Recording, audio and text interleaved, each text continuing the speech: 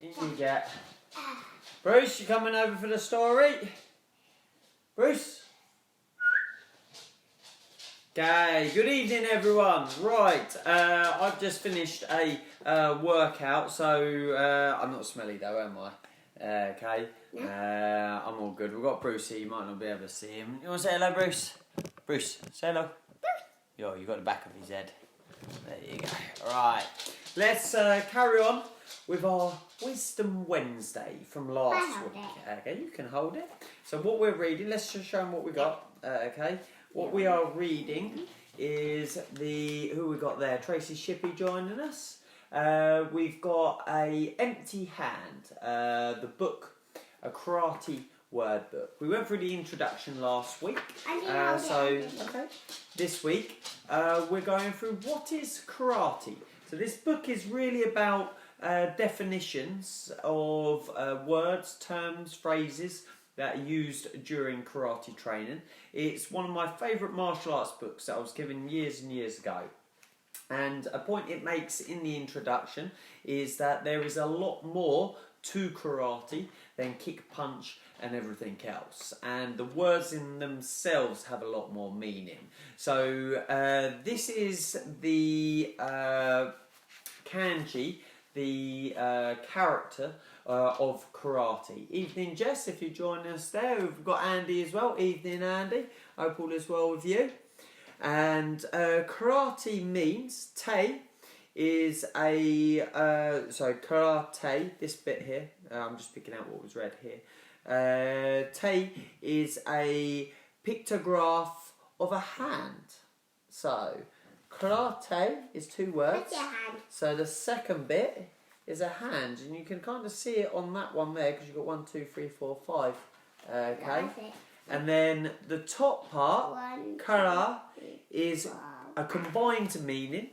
The phonic character, the upper part is a picture of a cave entrance, and I can't read through your hand. And the lower part is a picture of a hand holding a chisel, which is used to make holes. Together they mean empty or sky. Empty, not MP, not elbow, empty. The chisel radical also indicates the character's pronunciation. So that's the meaning. Hello, Kelly. Maybe Sophia's joining us. Hello. So that's karate, empty hand. So there's a lot more meaning to the Japanese words than just the word itself. So, what is karate? The question may be answered quite simply. Karate is a martial art, a form of self-defense. And I think in its most simplest form, that's what it is. Evening Lena, Wayne, if you're having your nunite story. It teaches students to develop fast, powerful punches and kicks, as well as skills in joint manipulation and throwing. So Saturday we are doing our self-defense class, and our self-defense class will have some joint manipulation. We're going to do some locks for that class. Where are we? You can rightly call it ancient. It was first developed centuries ago, so that's a long time ago, in the islands of Okinawa, which is in Japan, which is now the southernmost part of Japan. I can't see through your head. Yes, thank you. Karate probably originated from the martial arts of China, to which Okinawans were exposed through trade with the Chinese from as early as the 14th century. It is widely accepted today. Say again? A red word. What's that word then? I don't remember. You can just see the word. Yeah. Part. It is widely accepted today that karate means empty hand in Japanese. We just went through that. Who else just hey, evening Nikki, Dylan, Jensen are there. Nice to see you if not actually see you remotely. It is widely accepted today, I've just said that. In the 1920s, however, when karate was introduced to mainland Japan. Ah, yes, I recall this knowledge now. The word was still written using the ideograms. Okay. kara, which refers to China, and te, which means hand. So I'm remembering my knowledge here. So karate is actually originally Chinese hand, not just empty hand. Evening, Sam, if you're joining us. Good evening. But Chinese hand. Oh, I put a smile on my face remembering this now. Calling the martial arts Chinese hand was a recognition of its origins. Later, as karate was further developed, let's take our fingers away from our mouth.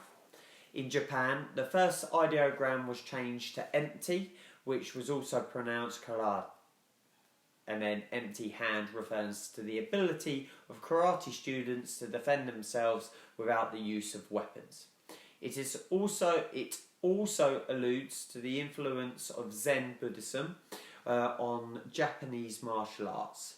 Emptiness is a central theme of Zen, so it's referring to the second part of the name as empty, as focusing on the emptiness of the mind, which I think a lot of us could have a bit of emptiness in our lives right now, but that's not necessarily a negative thing. That's actually quite a positive thing, and we need to embrace that and take that on.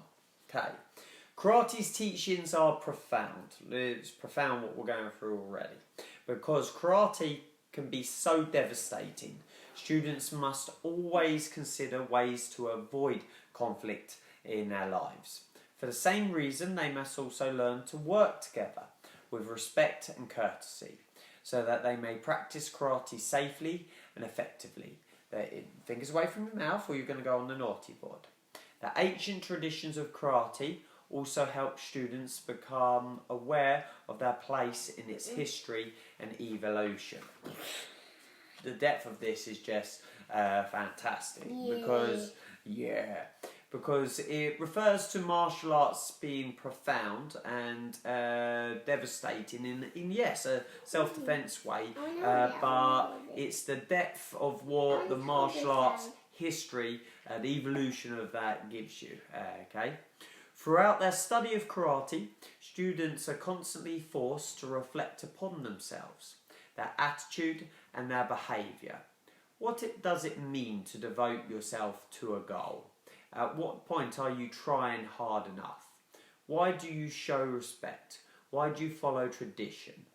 When is it proper to use the skills you've learned in karate to defend yourself? When is it better to turn the other cheek or run? And when is it better to turn the other cheek or run? Stop reading the book. These questions can only be answered through a long, unbiased examination of oneself. Personally, I would, reflecting on this, I would say the way that martial arts reflects upon yourself, your own attitude, and makes you question at times your behaviour is one of the most powerful things it gives you.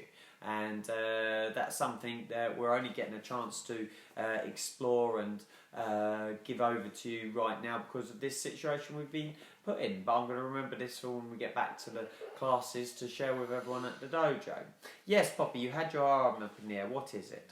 I don't know. You don't know now. Okay, I've told you about putting your fingers in your mouth. No more, please.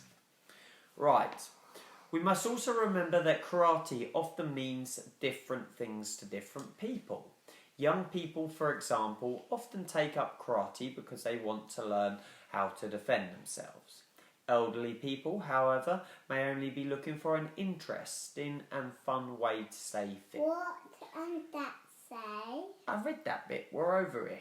Okay. And I found my red word. Okay, what word did you find? 2.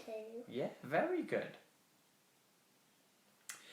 Karate is also a very good way to learn much about the culture of Japan, and we're exploring that in this book. Japan. As you can see, it is quite difficult to completely answer the question, what is karate? If you imagine karate as being a deep lake or a pond, then learning how to kick and punch and to defend yourself are only the water's surface. There is much more to learn in the depths below. There you may even find a reflection of life itself. And that again is one of my favourite quotes that I have not heard or shared for some time. So I'm going to share that with a post with this later today. Okay, right. I think a little one is getting a little tired now. Okay, so we're next week. What we're going to be on next week? Poppy-o. Okay, what is sensei? Do you know what sensei is?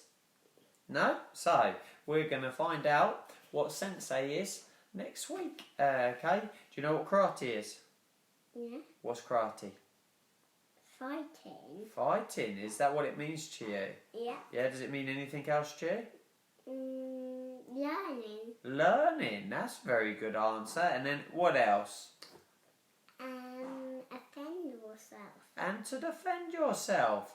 Fighting, learning and defend yourself. I really like that. Okay, no particular order there of importance, but well done, Poppy.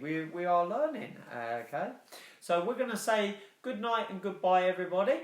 Okay, and we'll see you next week for Wisdom Wednesday. It's been a bit of a mad week this week. We're only on Wednesday. I was going to try and plan a adult, mature version of Wisdom Wednesday, or kids can join in with it too, with a bit of relaxation and meditation. So let me know if you're up for that, and I'll see if what I can do for next week. So peace out. You can give them a peace out, and we'll catch up with you all soon.